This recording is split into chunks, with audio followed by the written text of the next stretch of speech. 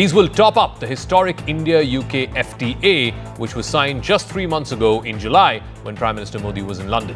The big takeaway this time is that both countries have pledged in the joint statement to fight terror together, and there was the explicit mention of the Pahalgam terror attack in the joint statement. It's the first time that this has found a mention in an India-UK joint statement. It's also called on to strengthen action against cross-border terrorism, both at the United Nations as well as at the FATF. So clearly, the UK, which has been sort of hedging its bets when it comes to unequivocally condemning cross-border terrorism, today has taken that step.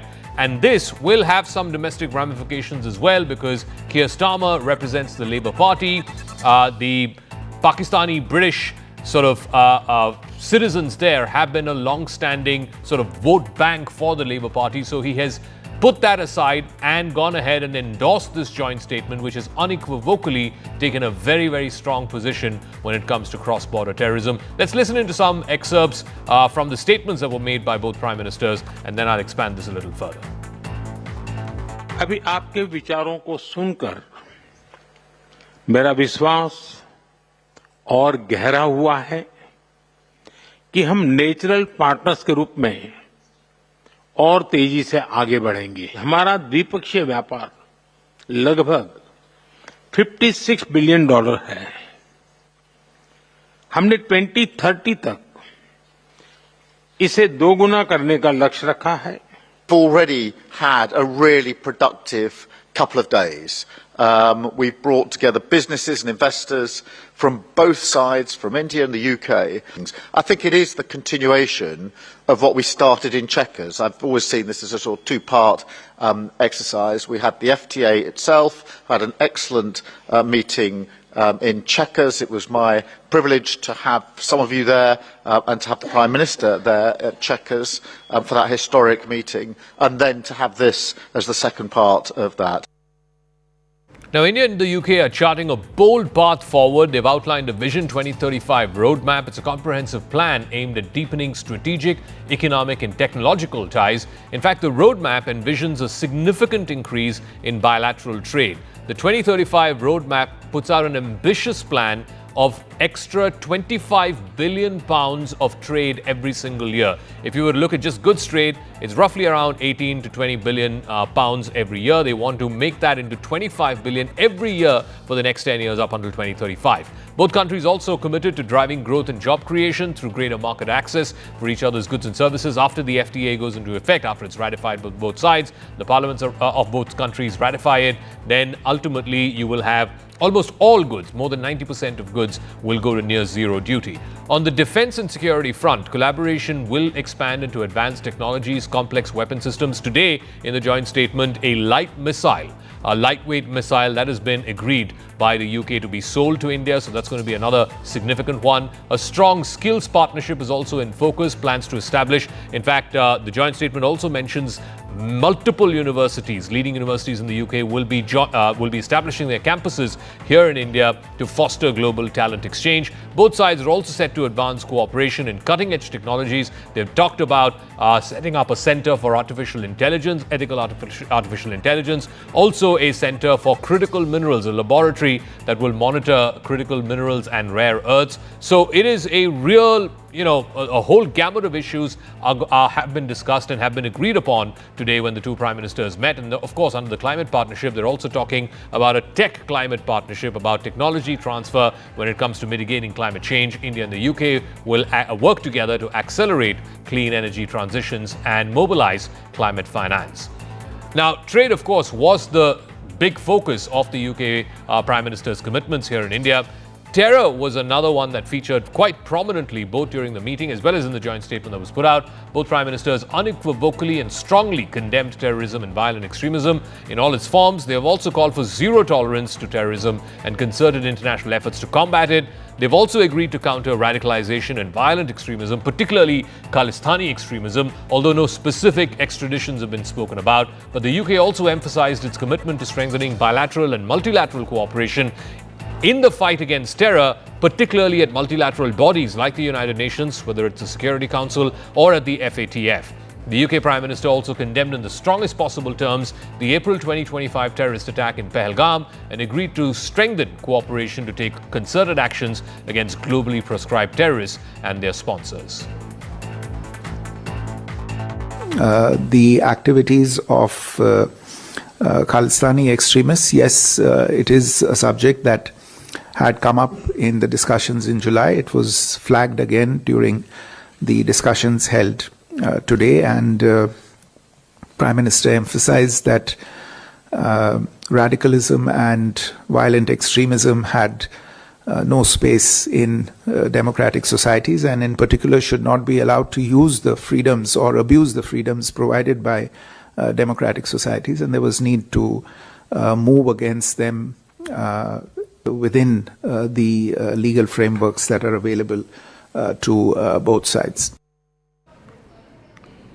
I want to go across to Siddhant Mishra, who's joining us live from Mumbai, where, of course, it's been a packed day, the official day of bilateral meetings between Prime Minister Modi and Prime Minister Starmer. So the big takeaway on the terror front, the combating cross-border terror front, Siddhant, seems to be that there was explicit condemnation of what happened in Pahalgam. Also, the UK pledging to work closely with India when it comes to taking on cross-border terrorism, particularly when it comes to international institutions and using international institutions to combat it, the UN or the FATF. How significant is this?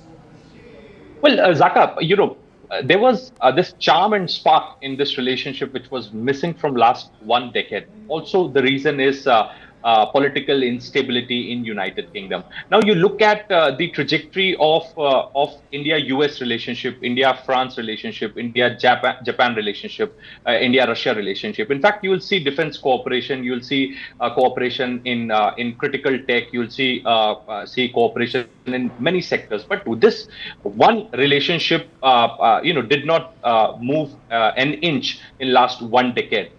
This was perhaps the reason that this visit is being called as a historic visit, because this visit has now given this relationship its charm, its spark back. Free trade agreement has been signed. Technology Securities Initiative has been launched. In fact, there has been 10 outcomes in field of outcome documents in field of tech, healthcare, semiconductor, critical minerals, etc., etc. Also, Zaka, defense is something which is very important because so far, out of India's total defense purchases, the contribution of UK is only 3%. So here also UK is lagging behind. Now you compare it with United States, you compare it with France, you compare it with Russia. UK is far behind.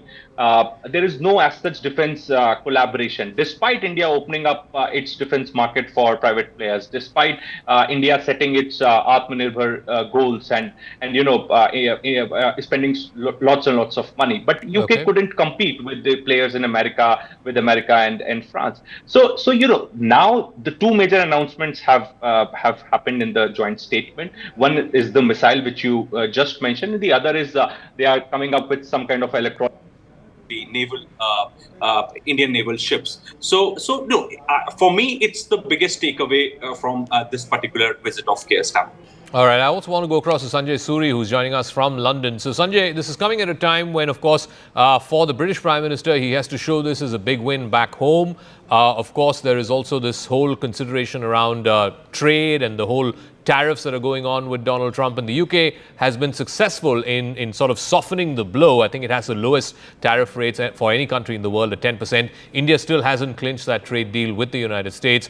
Where does Starmer's visit sort of fit in this ever-changing sort of lexicon around trade at a time when in the West, whether it's in the UK or in the US, the mood certainly seems to be anti-trade and, may I say, even anti-immigrant to a great extent?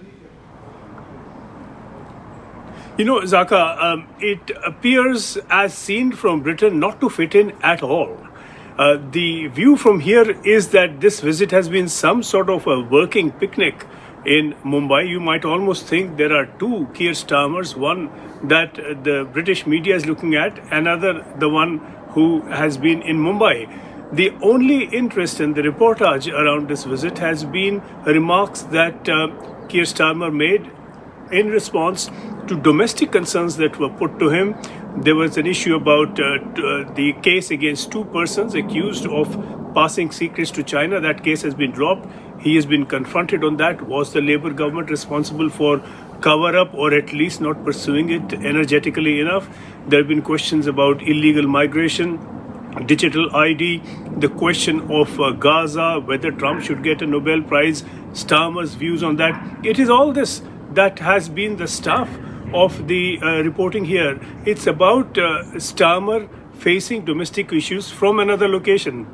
So whether the deals with India, and there have been some announcements, for example, with universities and more access for British universities, and in fact for them to set up in India, and there have been other outcomes as well, and there have been issues in defense that Siddhant was just telling us about. All that appears to be absolutely of no interest here. So if the intention was to build a new narrative in support of Starmer, so that he is seen as someone who has delivered goods and delivered deals for the UK and an important trade deal, that is not at the moment reflected in the popular discourse or the popular narrative here in Britain. All right, Sanjay Suri and Siddhant, thank you very much for joining us, gentlemen, at the top of the show and putting that into perspective for our viewers on Brass Tacks. I want to move on to the other domestic story that we're tracking, and 22 children have now died in Madhya Pradesh because of the kidney failure after they were prescribed a contaminated cough syrup, Coldrif. The owner of Sreesan Pharmaceuticals, the maker of Coldrif cough syrup, has now been arrested from Tamil Nadu. A team from the Madhya Pradesh police, along with local cops, picked up this gentleman. His name is Ranganathan. He's the CEO of this company. He was picked up in the early hours of this morning from his residence in Chennai. He was then taken to the factory in Kanchipuram, that's a couple of hours away from Chennai, where he was questioned before he was placed under formal arrest. The regulatory body has also now issued a stop production order, with the company's license also being suspended. In fact, this Ranganathan, the CEO of Sreesan Pharma, will now be brought on transit remand to Madhya Pradesh, where there will be further questioning. हमने हमारी सरकार ने कहा कि कोई भी अपराधी है, जैसे दवा निर्माता अपराधी है, हमारी पुलिस उसको तमिलनाडु भी गई है, वहाँ से भी पकड़ा है, और हम जो भी जहाँ भी होगा, जो गलती करेगा, हमारी पुलिस उसको छोड़ने वाली नहीं है, सरकार छोड़ने वाली है। हमने निर्देश दिए हैं, हर हालत में कठोर कार्रवाई करें। The owner of Sreesan Pharmaceuticals is a long-standing name in Tamil Nadu's pharma industry. He's 75 years old. He's a pharma graduate from the Madras Medical College. He gained prominence in the 1980s with the Pronit nutritional syrup. He owns several small pharma manufacturing units. In fact, he was arrested for negligence after one particular compound in this cough syrup, it's called diethylene glycol, or DEG, was seen at 48%. That was the level of DEG that was found in Coldrif. What is permissible, the safe limit, is in fact less than 1%. So, Sreesan Pharma's manufacturing units flouted several safety norms, which is why they've been shut down permanently now. Their license has been cancelled. They cannot manufacture this drug either for consumption within India or, for that matter, exports. In fact, Ranganathan has been booked for culpable homicide, adulteration of drugs, and the sale of counterfeit drugs. Well, we are coming to you from the factory that's located in Kanchipuram district. This is the Sreesan Pharmaceutical Manufacturing Company. You can see the show cause notice that was stuck here 2 days back. And based on the inspection conducted by the Tamil Nadu Drug Control Department, they found non-functional air filters, rusted equipment, and also, most importantly, the illegal use of non-pharma grade chemicals. If you look at this factory, it lacks basic facilities and they do not have qualified staff, and they also have not followed the due process to ensure safety. So these are, it's totally unhygienic, and many medicines in cough syrup bottles were burnt, and that's on the back of this particular facility. It's a very small facility. It does not really look like a facility, and you can see the unhygienic condition. There's stench emanating from this place. So this is why these were there were 350 lapses that were found in this particular facility post the inspection, which is why this remains shut. The show cause notice was issued. What we are learning is that, as you said, in the 1990s is when Sreesan Pharmaceutical Manufacturing Company was listed, but then it got delisted. Since from then till now, the owner is Ranganathan, 75 years old. However, they started this manufacturing company with another name. Initially, it was the Sreesan Pharmaceutical Manufacturing Company. Now, there are a large number of questions that are still unanswered as to how this Streisand Pharmaceuticals was allowed to function up until now. Documents accessed by CNN News 18 indicate a rotten system which allowed this pharma company to function. The company, in fact, was banned in 2009. Would you believe it? But then again, it reopened in 2011 under a new name. The company closed in 2009 because of a lack of sufficient documentation. It reopened in 2011 as Streisand Pharmaceuticals manufacturers. The name and address were changed under a new name, but the directors were the exact same. They kept their posts, and thereby they managed to evade the law, or at least countervene the law, and then emerge as a new entity, even though everything about that company was exactly the same. A damning 26-page report by the Tamil Nadu Drugs Control Department laid bare the unhygienic conditions under which the cough syrup was manufactured. In fact, we showed you visuals of their factory in Kanchipuram. Among the 350 violations that were flagged by the state regulatory body, there was rusted equipment, there was illegal use of non-pharma grade chemicals. Now, the Central Drug Standard Control Organization, CDSCO, has asked all state governments to submit a list of all cough syrup manufacturers while initiating a joint audit of these companies. The death toll at Madhya Pradesh's Chhindwara stands at 21, and around 5 children continues to be on life support in a hospital in Nagpur.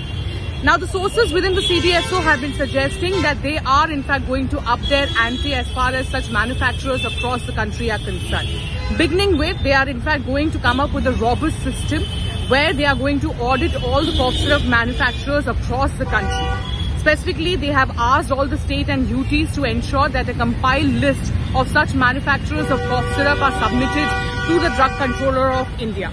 Because when we talk about the Streisand Pharmaceutical Company, the license was given by the state regulator, and it seems that the company's functioning was not under the radar of the Drug Controller of India. And hence now they have asked all the state and UTs to ensure that the list of such manufacturers across the country is submitted to the Drug Controller of India. Now, specifically when we talk about the Streisand Pharma Company, we have been hearing that the CDSO team as well as the Tamil Nadu FDA team, when they went to the manufacturing unit, they found overall 380 violations, out of which 38 were concerning. And this is in fact an extreme case, is what the sources within the CDSO have been suggesting. Of course, we have seen the director of the company, the owner of the company, one Mr. S. Ranganathan, has now been arrested. Apart from that, the drug controller of Madhya Pradesh has been suspended. The doctor continues to be arrested who prescribed this particular cough syrup. Overall, there are 3 cough syrups that are now under the radar: Coldrif, Real Life and Zepri Fresh. Meanwhile, in Telangana, the recent hike in bus fares has ignited a firestorm among commuters, leaving the public seething with frustration. The ruling party's controversial decision to hike transport charges has triggered a fierce backlash, with the opposition attacking the Congress for its apparent failure to fulfill its poll promises. In fact, free bus rides for women was one of the big poll promises of the Congress government, the Congress party, in fact, before coming into government under Chief Minister Revanth Reddy. And instead, they have now raised the prices and burdened the Aam Aadmi as a result of that. But the tension did not stop there. The streets of Hyderabad became a battleground. There was high drama. The BRS was preparing to launch a massive protest against this decision by the Congress government. Just moments before that demonstration began, the party leader of the BRS, KT Ramarao, was abruptly placed under house arrest for several hours. That was an explosive move that only heightened the already volatile atmosphere. He was, of course, released from house arrest a few hours later. But clearly, the opposition seems to have taken grave issue with the Revanth Reddy government for this decision to place KTR under house arrest. The opposition in the state, in fact, has accused the Congress government of burdening the people and that they are failing to fulfill their poll promises. Experts also suggest that spending on the 6 poll promises made by the Congress, in fact, one of the biggest ones was those free bus tickets for women, which they've not been able to fully implement. One of the amount of costs on those 6 poll promises, experts believe, could last up to 60,000 crores to anywhere up to 1.5 lakh crores. And that would completely put the state under massive debt if it were to just spend anywhere between 60 to 1.5 lakh crores just on these 6 guarantees. But let's tell you about Telangana's overall debt itself. Now, the overall debt shows as far as data is concerned in Telangana's public debt over the years. It reflects the government's efforts to invest in infrastructure, social welfare, and economic development. In fact, the rise of debt is dramatic. From 3.5 lakh crores in 2022-2023, now the estimated debt is 5 lakh crores in 2025-2026. From 27% of total GSDP in 2022 to 2023. In fact, debt to GSDP, from 2022 to 2023, the debt to GSDP ratio is now expected to rise to 28.1 by this current financial year, 25-26. Days after Congress government in the state of Telangana had announced that increase in prices in the TSRTC bus services in Hyderabad city, now what we are seeing is that the BRS party had called for a Chalo Bus Bhavan call, which was being led by the BRS working president Kier. And as you can see right now, the BRS leaders have come here almost till Bus Bhavan, which is the head office of the TSRTC. But now what we see is that they are not being allowed to go there and give a representation at the head office of the TSRTC, whereas many of the BRS working workers and also the leaders are being arrested by the police officials, and also at the same time the BRS has been demanding that the government should immediately roll back the hike in the TSRTC which has been announced by the government. If the free bus scheme has resulted in losses to the exchequer, the government has to take it as a social obligation, and the government has to take up the burden and not push it onto the common people of Telangana. On one side, they have announced free bus service for women, but now they have increased the prices for Prices have been jacked up for men. Prices have been jacked up for student bus passes, which will hurt the children in the family. शायद यही innovative thinking है government का कि घर में एक को 10 रुपया दो, बाकी 2 लोग से घर में जो है उनसे 30 रुपया लो. तो इसका एक अजीबोगरीब माहौल जो आज तेलंगाना में है. सुबह हमको बोला अरेस्ट, दोपहर उसके बाद बोला कि अब जाओ, फिर यहाँ आने के बाद बोलते हैं अरेस्ट. तो पता नहीं क्या चला रहे हैं ये लोग, सरकार या सर्कस. कांग्रेस जहां भी है यही हालत होती है. राहुल गांधी जी को भी इसका एक बार जवाब देना होगा. बार बार कहते हो मोहब्बत का दुकान, पर ये जो देखने को मिल रहा है ये मोहब्बत का दुकान है कि इमरजेंसी की निशान है, क्या चीज है, आपको जवाब देना होगा. What do you demand from the government? We are demanding that the government roll back on the price hike. We are demanding that the government not privatize RTC, because it appears that they are conspiring to privatize RTC and give it to a private company. Therefore, we are demanding 2 answers: save the RTC employees in the corporation and roll back the hike. Meanwhile, it's open season in Bihar's political landscape, with the polls set to be held next month on the 6th and 11th of November. The seat-sharing parlays in both the Mahagathbandhan as well as in the NDA don't seem to be going exactly according to plan. Certainly, there are some hiccups, some speed bumps along the way. Every party wants a larger slice, but dominant allies are unwilling to give in. Let's start with the opposition bloc, the India bloc. The RJD, Congress and the CPI-ML are all locked in endless haggling for how to divide up the 243 seats. On the NDA side, BJP sources have revealed that the seat-sharing discussions are almost finalized. The BJP Central Election Committee will meet on the 12th of October, after which the list is expected to be out. The JDU has authorized the BJP to lead the coordination with other smaller NDA allies, and for the first time, we could see a joint list of NDA candidates, but smaller parties, whether it is LJP or a harm party of Mr. Manjhi, these are holding out, expecting a better share. But there might be a surprise factor this time around in the new party and the new political operative Prashant Kishore and his Jan Suraj party. They are making the headlines, but will he turn out to be an X factor or will he become a damp squib? CNN News 18's Aman Sharma spoke to Prashant Kishore about his promises, about his rivals, and most importantly, which seat he could contest from. Listen in. You have released the first list today. You're first of the blocks, but results maybe you'll be first of the block when the results come in November. It's not about me being first on the block. It is about people of Bihar being first on the block. Pehli baar, for the first time, the agenda is around people. For the first time, parties are worried that if I do not make promises, even if it is false, around jobs, around education, around growth, around against corruption, तो जनता इस बार आपको हराने वाली है. बिहार में पहले बात होती थी हमको वोट दे दो नहीं तो लालू आ जाएंगे, हमको वोट दे दो नहीं तो मोदी आ जाएंगे. इस बार लोग जो जीवन भर खाली एक ही बात बोलते थे, सांप्रदायिक शक्ति, फिरका परस्त ताकतें, लालू का डर, आज वो जॉब की बात कर रहे हैं, नौकरी की बात कर रहे हैं, रोजगार की बात कर रहे हैं, पलायन पर जवाब दे रहे हैं.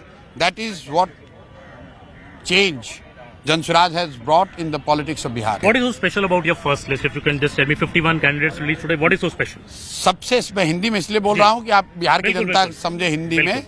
सबसे स्पेशल बात यह है कि आपको हर नाम में एक चरित्र दिखेगा, एक कैरेक्टर दिखेगा. बिहार के सबसे बड़े डॉक्टर्स, सबसे बड़े वकील, सबसे बड़े शिक्षाविद, सबसे प्रामाणिक चरित्र वाले ऑफिसर और समाज के स्तर पर काम करने वाले सामाजिक राजनीतिक कार्यकर्ता, उनका नाम दिखेगा. ऐसे नाम दिखेंगे जिनके बाप दादा बड़े लोग नहीं हैं, जिन्होंने अपनी मेहनत से, अपनी पुरुषार्थ से अपने लिए जगह बनाई. Just before your press conference, Tejashwi Yadav also did a press conference. उन्होंने बड़ा अनाउंसमेंट किया, हर परिवार में सरकारी नौकरी देंगे अगर 20 महीने में. ये ऐसा अनाउंसमेंट है कि मैं यहाँ से अनाउंसमेंट कर दूं कि पूरे भारत को मैं दुनिया का नंबर 1 देश बना दूंगा. ये बोलना ही दिखाता है कि तेजस्वी यादव या तो मूर्ख हैं या पूरे राज्य को मूर्ख बना रहे हैं. 78 साल के बिहार में आज़ादी के बाद टोटल 26.5 लाख लोग नौकरी करते हैं. उसमें 18 साल तेजस्वी यादव और राजद की सरकार भी शामिल है. और आज ये आदमी कह रहे हैं कि मैं 20 महीने में 3 करोड़ नौकरी दे दूंगा. You wanted to fight either from your home district or from Raghopur. Now your home district is already given. Will you fight from Raghopur against Tejasvi? नहीं भाई, it's not about what I want. It is about what people want. People want this. तो मैं 11 को राघोपुर जाऊंगा, वहाँ लोगों के साथ, जन स्वराज के साथियों के साथ बैठूंगा, सब मिलकर चर्चा करेंगे. There is a possibility that you'll fight from Raghopur against Tejasvi Yadav? It is possibility. And some international news now. US President Donald Trump has announced a significant development in the Middle East. He's announced that Israel and Hamas have agreed to the first phase of his Gaza peace plan. Hamas has agreed to release all the hostages while Israel will withdraw its troops to a designated line. This is a huge development. Trump is likely to travel to the region. But what happens next? That is a little complicated. I explore.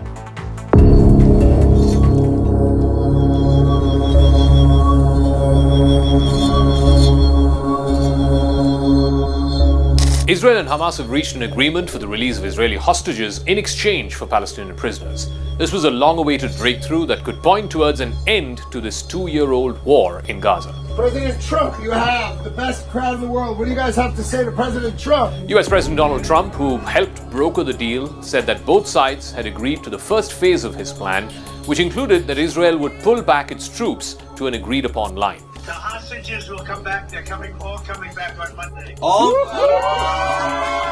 In fact, Trump made this announcement in pretty dramatic fashion in the middle of a live press conference after Secretary of State Marco Rubio whispered something into the president's ear and passed him a sheet of paper. I was just given a note by the Secretary of State saying that we're very close to a deal in the Middle East, and they're going to need me pretty quickly, so I will take a couple of more questions.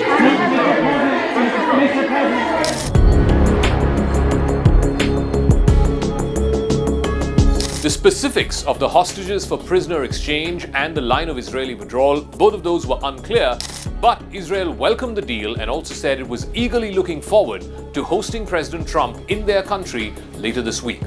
Trump's announcement came shortly before 7 o'clock Eastern Time. That was almost 2 a.m. Thursday in Israel. It was something that was unequivocally welcomed by Prime Minister Netanyahu and his entire government. Qatar, Egypt and Turkey were the countries that helped mediate this. Qatar, in fact, was one of the lead negotiators. And Hamas, the party that was involved in these negotiations, one of the two parties, the other being Israel, all indications were that the agreement would also allow, once the prisoner for hostage exchange happens, then there would be the entry of humanitarian aid into Gaza. Trump also went up on Truth Social and he announced that this is a great day for the Arab and Muslim world, that Israel and its surrounding nations, along with the United States of America, and he thanked the mediators from Qatar, Egypt and Turkey who worked with America to make this what he called a historic and unprecedented event happen.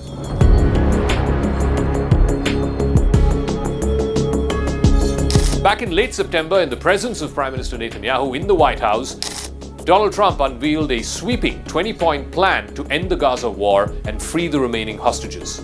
Under that proposal, the hostages would be exchanged for 250 Palestinian prisoners, all of whom were serving life sentences in Israeli jails, as well as 1,700 Gazans who had been jailed by Israel during these last 2 years of the war. Later, the president met with the hostages' families in the White House. He promised to bring them back home by Monday. Trump is also likely to travel to Israel very soon, as early as this weekend. The Israeli government has welcomed the completion of the first phase of the Trump peace plan. The big sticking point in Israel has always been about the return of all the hostages, both those who are alive and the ones who are dead. That final sticking point was resolved when Hamas finally agreed to give up the only leverage it had and release all the hostages, both those alive and those dead. All the living hostages, who are believed to be about 20, are expected to be released all at once. It could likely happen either Sunday or Monday. And the remains of up to 25 dead hostages will be returned in various stages because it could take longer to locate some of these dead bodies.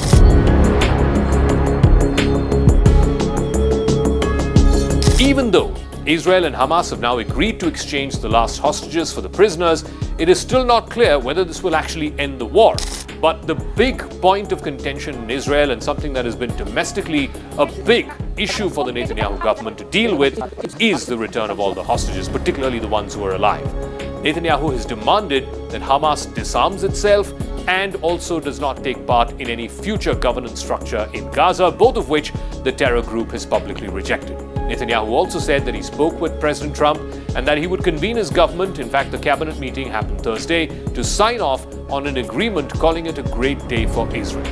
Hamas in its statement has called on Trump, as well as the guarantors to the agreement, including Qatar, Egypt and Turkey, to compel Israel to fully implement the agreement's requirements and not allow Israel to either evade or delay any of the conditions. Palestinians in Gaza received the news with great hope that it might finally bring their nightmare of the last 2 years, finally bring that to an end. Everyone was awake at 2 o'clock in the morning, glued to the news, waiting to hear when the truce might actually come into effect. Negotiations have been taking place in Sharm el-Sheikh in Egypt, where the Trump administration's Middle East envoy Steve Witkoff, along with Trump's son-in-law Jared Kushner, joined in the dialogue. Ron Dermer, who is an advisor to Netanyahu, as well as Qatar's Prime Minister, were all present in Sharm el-Sheikh. Last week, Trump warned Hamas that many more of its fighters would be killed if the group did not agree to a deal by Sunday evening. Hamas then said it would agree to releasing all of the hostages who are held in Gaza, both living and dead, but it wanted to negotiate other elements of the plan. That evening, Trump said that he believed Hamas was ready for a lasting peace. He called on Israel to stop bombing Gaza. In fact, Israel's September 9th strike targeting Hamas leadership and Hamas representatives in Qatar, right in the heart of Doha, that is the one that seems to have tipped over. It rankled government officials in Washington. It motivated a very angry Trump to pressurize Netanyahu into supporting his 20-point peace plan to end the war. In fact, he made it a point to get Netanyahu on the phone to apologize to the leader of Qatar when Netanyahu went to the White House in the last week of September. The war in Gaza began on the 7th of October 2023 after the Hamas-led attack on Israel, in which roughly 1,200 people were killed and more than 250 taken hostage.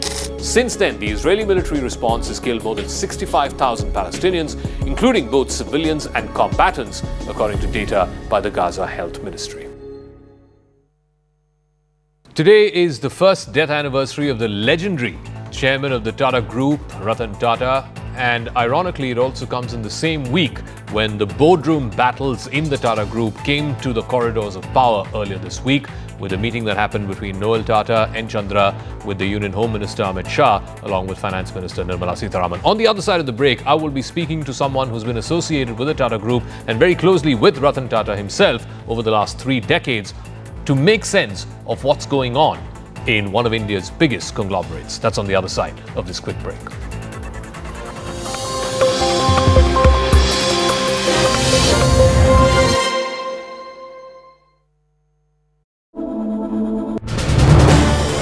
This is News 18 Network.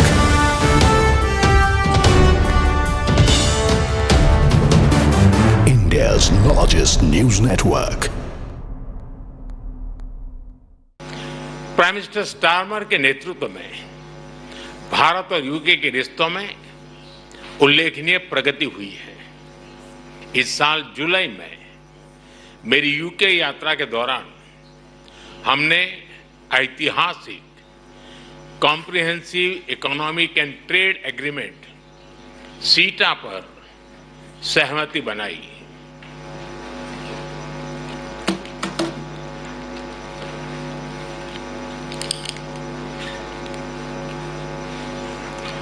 इस समझौते से दोनों देशों के import cost में कमी आएगी,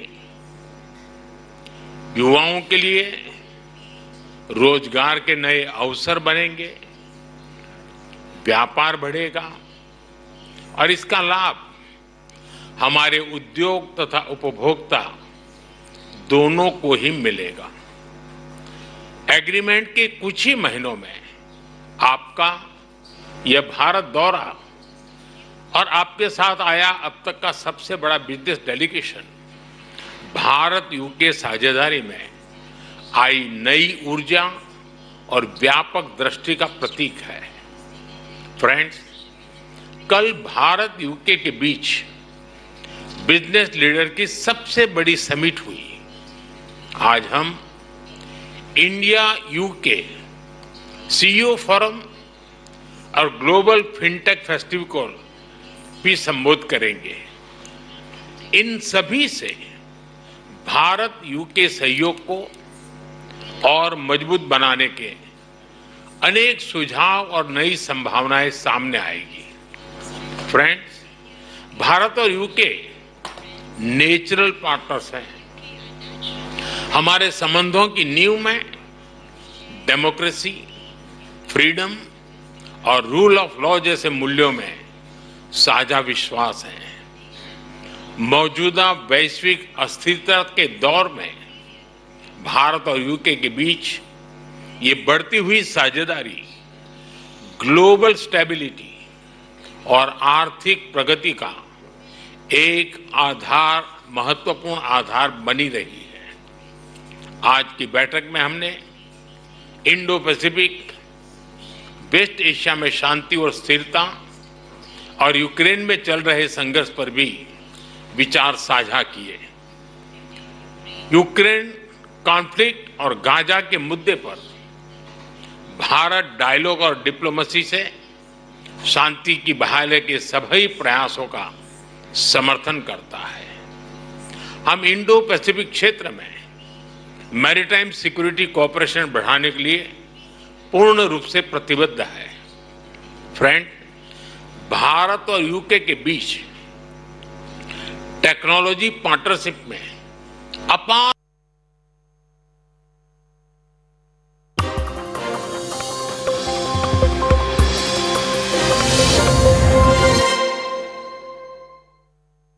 Today is the first death anniversary of one of India's legends, business icons, and someone who was a human, a good human being at the very end of the day, someone who represented the very best of not just India and Indian values, but certainly the very best of humanity. Mr. Ratan Tata, the former chairman of Tata Sons, one of India's best-known industrialists, he passed away on the 9th of October 2024. Today marks exactly a year since his demise. And it comes ironically at a time when the boardroom tussle that is going on essentially between Tata Trusts, which is a non-profit that controls Tata Sons, and the leadership of Tata Sons. This week, just earlier this week, it reached the corridors of power with a meeting chaired by the Union Home Minister, attended by the Union Finance Minister. We'll talk about all of that and more, about a fascinating human being named Ratan Tata. Someone who knew him for over 30 years and worked with him very, very closely is Suhail Seth, author and columnist. Thank you very much, Suhail, for joining us and taking time out for this special segment on our broadcast tonight. I want to start off by asking you about a piece that you wrote this morning for our sister concern, Money Control. You talked about remembering Mr. Ratan Tata as someone who was a good human being more than anything else. And I want to quote from a small portion that you wrote. I've always believed that Mr. Tata epitomized the perfect Indian, where nationalism was not jingoism, where being Indian was a state of mind and not a flag-waving desire, and where he stood in the face of everything that he encountered in his life. He stood steadfast and with a rare sense of stoicism. Can you describe to us, how all of this, what you wrote about Mr. Tata, sort of encapsulated the person that he was more than the business leader that he was? Being as erudite you are, you would remember a character called Brutus from William Shakespeare's Julius Caesar. And he represented stoicism of the highest kind. When Mark Antony asks him, why did you stab Caesar? He said, it's not that I loved Caesar less, but I loved Rome more. Ratan Tata loved his country. He loved his people. He loved his colleagues. He loved his friends. And he loved unconditionally. He loved the voiceless animals that he deeply cared for. In many ways, Zaka, as you very rightly said in your opening remarks, Ratan Tata epitomized the finest of human qualities. You know, everyone says, oh, he inherited the Tata legacy, but it's a very, very tough legacy to inherit. And even tougher when you embellish that legacy even more, especially when you follow in the footsteps of another legend called J.R.D. Tata. Yeah. So in many ways, Ratan Tata, to my mind, stood firm because he genuinely believed in what he did and he did what he believed in. And that's important. There was no curation. There was no cultivation. There was no a desire to do things that would please people. It had to be the right thing and it had to be done the right way. When Singur happened in 2008, when Mamata Banerjee created a firestorm in Singur, Ratan Tata walked away. And he says, I'm not going to go to court. I'm not going to fight this because we don't want to be somewhere where we aren't welcome. Narendra Damodar Das Modi, who was then the Chief Minister of Gujarat, now our Prime Minister, welcomed Ratan Tata. And in that conversation with me on your sister channel on CNBC, Mr. Tata said, he says, Narendra Modi gave Nano a home and he made it happen in 3 days. That's the kind of man Ratan was.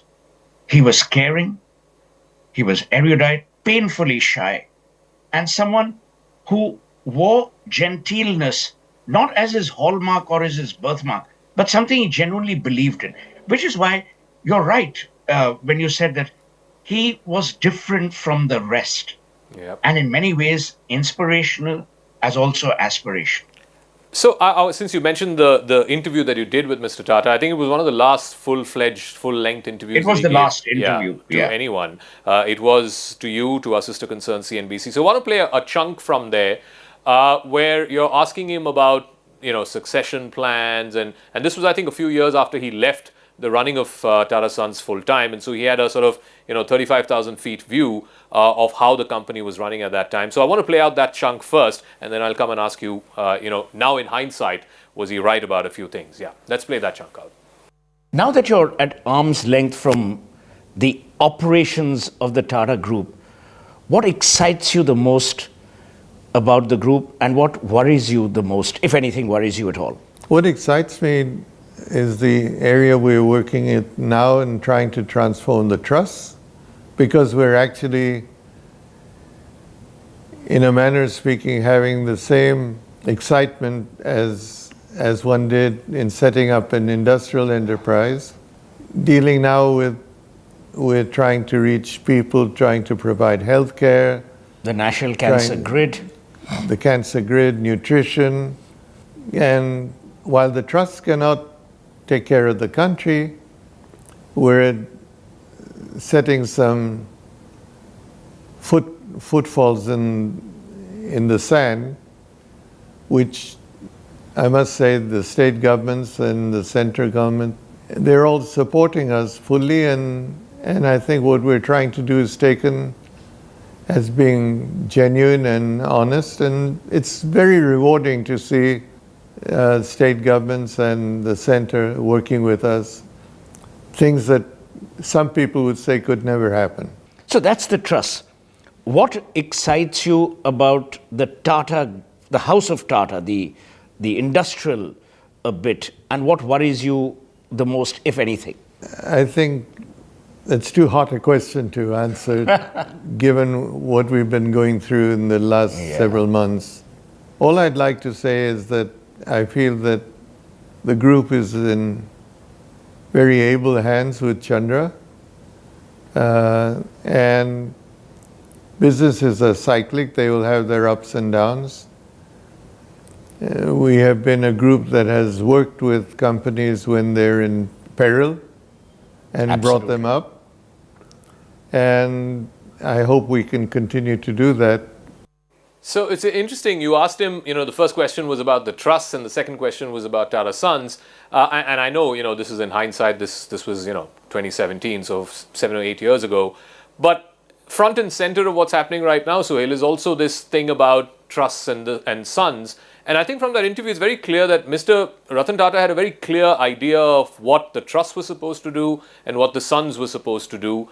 And somehow he didn't see any kind of clash or any kind of subset or where the paths cross or the paths clash. Do you see that? I mean, had he been around today, he would have been surprised at what is happening, because it essentially seems to be a sort of fight between the trusts and the sons. Actually, it's not. And I'm so glad you asked me this question, because I've been avoiding all these, the channels and interviews and blah, blah, blah. Here's the situation. Noel Tata is the chairman of Tata Trusts. Mm-hmm. The Tata Trusts has its set of trustees spread over the many trusts that Tata Trust it has. Tata Sons chairman is N. Chandrasekharan, who, by the way, has done a phenomenal job. Yeah.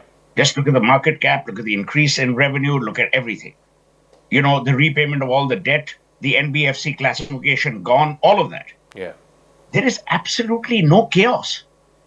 And a lot of people are reading the fact that, 4 people went and met the Union Home Minister and the Finance Minister. No one knows what happened. But everyone is conjecturing, is the government stepping in? Is there chaos? Nothing will change. Nothing. We today are on October 9, 2025, Zaka, and I will wager with you, nothing will change.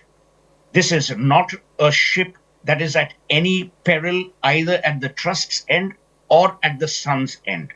So for all those who are conjecturing, my advice to them is, when you know, speak. When you don't, keep quiet. Nothing has happened. And I'm not saying this to put a spin. Let me tell you, the structure is very clear as R&T mandated it, as Mr. Tata mandated. There would be a separation between the church and the state. The Tata Trusts has as many nominees on the Tata Sons board as Tata Sons has the number of independent directors. So when Tata Sons increases its independent directors, that will be matched by the trust's nominees who will sit on the Tata Sons board. I don't ever see. The second thing I want to park, and I want to say this on the record, all this nonsense, Noel, Chandra, they have a superb relationship. Look, N. Chandrasekharan is a Tata lifer. He's not new to this group. God bless his soul, Cyrus was technically new. He was never a Tata lifer. He sat on the Tata Sons board from 2006 until 2016. Chandra is a Tata lifer. You saw in the clip which you just played, Mr. Tata said that I'm delighted that the Tata group is in the safe hands of Chandra. Chandra is not the kind of person who will rock a boat and doesn't need to. He's very self-assured. His extension came in bang on time.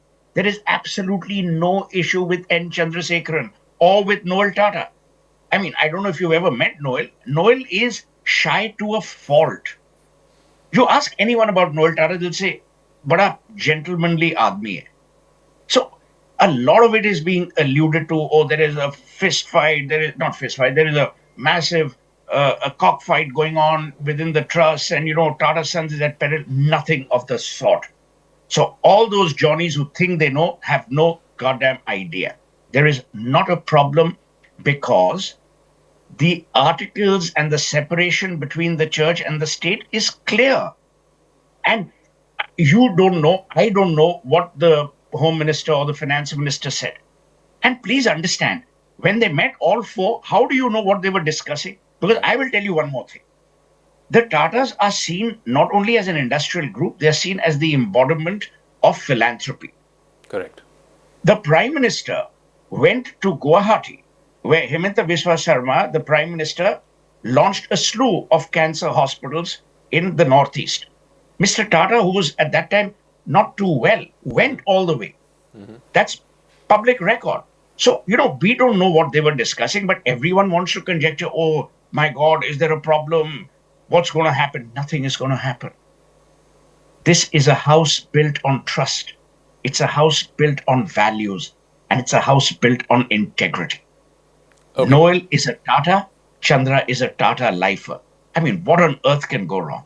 I also want to play out and go back to another portion of that interview. And interestingly, even in the first chunk that we played out, this was, I think, a few months after this whole, battle that happened with Cyrus Mistry had just concluded. And you've written in the piece as well that that was one of the saddest days that you've seen Mr. Ratan Tata. But let's play out that second portion. Again, this is about succession. This is about how he envisioned the future of Tata and this relationship between trusts and sons. So I can play out that second chunk as well, and I'll come back to you in a moment, Suhail. Yeah.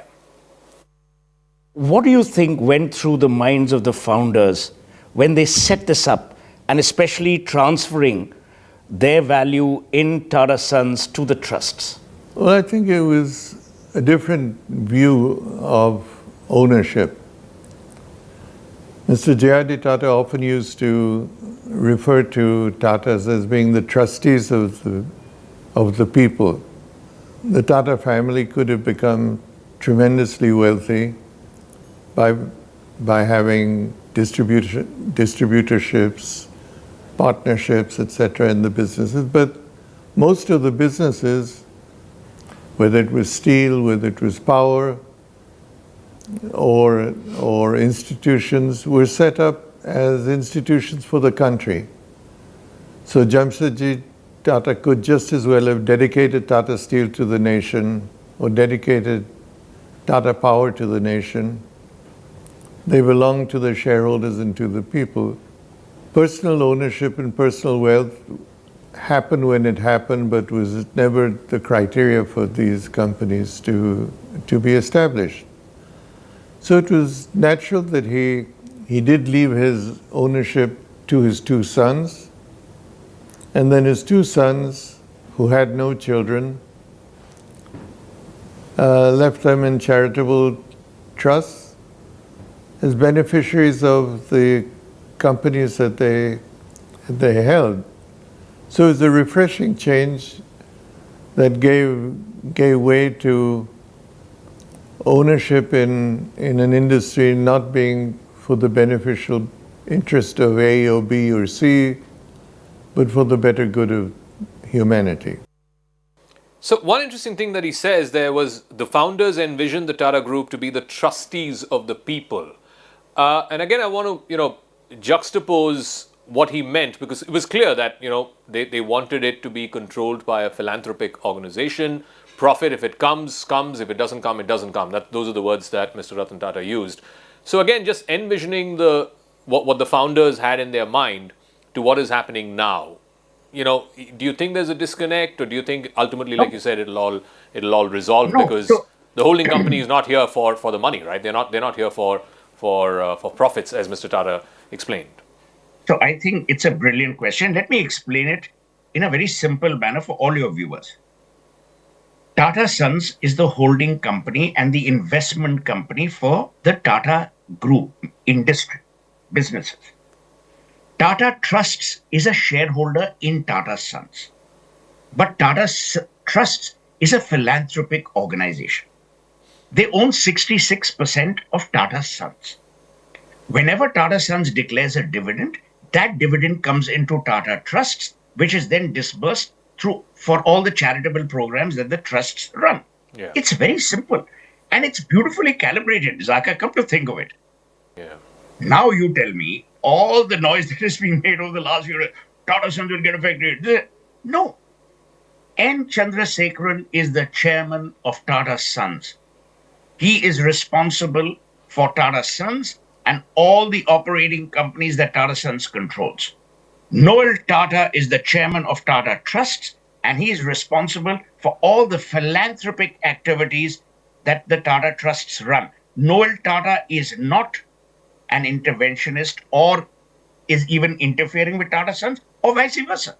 So I see absolutely no overflow, overlap, intervention, interference at all. All right. Which is why, Zaka, you're the only person I spoke to. Everyone wanted an angle of destruction. Everyone wanted, Armageddon is falling upon us. Nothing is happening. Tata Sons will continue to perform admirably, as will Tata Trust under their two respective leaders. All right, Suhail, thank you so much. I know you've made this exception only for me and for CNN News 18, so I really appreciate that. And it was a fascinating conversation, a fascinating insight into a company and individuals that you've known for many, many years. Thank you so much for this conversation. Thank you.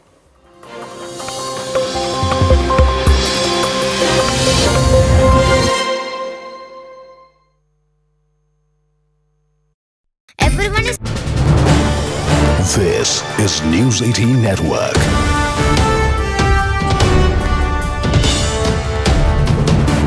India's largest news network. Prime minister Starmer के नेतृत्व में भारत और UK के रिश्तों में उल्लेखनीय प्रगति हुई है।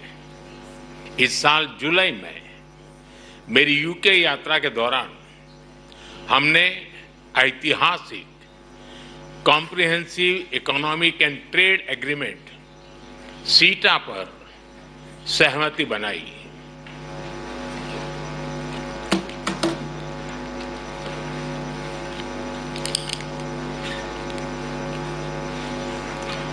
इस समझौते से दोनों देशों के इंपोर्ट कॉस्ट में कमी आएगी, युवाओं के लिए रोजगार के नए अवसर बनेंगे, व्यापार बढ़ेगा और इसका लाभ हमारे उद्योग तथा उपभोक्ता दोनों को ही मिलेगा। एग्रीमेंट के कुछ ही महीनों में आपका यह भारत दौरा और आपके साथ आया अब तक का सबसे बड़ा बिजनेस डेलीगेशन भारत यूके साझेदारी में आई नई ऊर्जा और व्यापक दृष्टि का प्रतीक है। फ्रेंड्स, कल भारत यूके के बीच बिजनेस लीडर की सबसे बड़ी समिट हुई। आज हम इंडिया यूके सीईओ फोरम और ग्लोबल फिनटेक फेस्टिवल को भी संबोधित करेंगे। इन सभी से भारत यूके सहयोग को और मजबूत बनाने के अनेक सुझाव और नई संभावनाएं सामने आएगी। फ्रेंड्स, भारत और यूके नेचुरल पार्टनर्स हैं। हमारे संबंधों की नींव में डेमोक्रेसी, फ्रीडम और रूल ऑफ लॉ जैसे मूल्यों में साझा विश्वास है। मौजूदा वैश्विक अस्थिरता के दौर में भारत और यूके के बीच ये बढ़ती हुई साझेदारी ग्लोबल स्टेबिलिटी और आर्थिक प्रगति का एक महत्वपूर्ण आधार बनी रही है। आज की बैठक में हमने इंडो पैसिफिक, वेस्ट एशिया में शांति और स्थिरता और यूक्रेन में चल रहे संघर्ष पर भी विचार साझा किए। यूक्रेन कॉन्फ्लिक्ट और गाजा के मुद्दे पर भारत डायलॉग और डिप्लोमेसी से शांति की बहाली के सभी प्रयासों का समर्थन करता है। हम इंडो पैसिफिक क्षेत्र में मैरीटाइम सिक्योरिटी कोऑपरेशन बढ़ाने के लिए पूर्ण रूप से प्रतिबद्ध है। फ्रेंड, भारत और यूके के बीच टेक्नोलॉजी पार्टनरशिप में अपार संभावनाएं हैं। हम यूके की इंडस्ट्रियल एक्सपर्टाइज R&D को भारत के टैलेंट और स्केल के साथ जोड़ने पर काम कर रहे हैं। पिछले वर्ष हमने India UK technology security initiative launch किया। इसके तहत हमने क्रिटिकल एंड इमर्जिंग टेक्नोलॉजीज में ज्वाइंट रिसर्च और इनोवेशन के लिए एक मजबूत मंच तैयार किया। दोनों देशों की युवा पीढ़ी को इनोवेशन इस ब्रिज से जोड़ने के लिए हमने कनेक्टिविटी और innovation centre, joint AI research centre जैसे कई कदम उठाए हैं। हमने क्रिटिकल मिनरल्स पर सहयोग के लिए एक इंडस्ट्री गिल्ड और सप्लाई चेन ऑब्जर्वेटरी की स्थापना का निर्णय लिया है। इसका सैटेलाइट कैंपस ISM धनबाद में होगा। सस्टेनेबल डेवलपमेंट गोल्स के प्रति हमारी साझी प्रतिबद्धता है। हम इस दिशा में India UK offshore wind task force के गठन का स्वागत करते हैं।